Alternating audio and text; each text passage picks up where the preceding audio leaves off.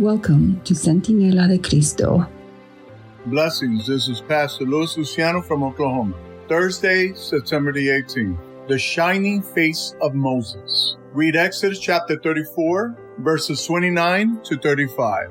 What was the cause of Moses' radiant face?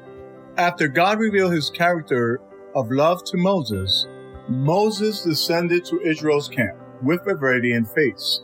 Did Moses know at first that his face was radiant? Not at all. The closer one is to the Lord, the more keenly aware the person is of her imperfections compared to God's holiness. What was the cause for Moses' transformation that resulted in his face becoming radiant? The reason was not in the simple fact that he was in God's presence, because several times previously he had been with the Lord, and his face did not become radiant after those encounters. However, if he had never been in the Lord's presence, his face would never have shone. It was only when he understood God's goodness and kindness, and he completely opened himself to God because of the beauty of his character, that Moses was transformed and his face shone. Our hearts and minds can experience a change when we surrender to God and allow him to be the Lord and King of our lives. Read 2 Corinthians chapter 3, verse 18. How can Jesus gradually transform you into his image?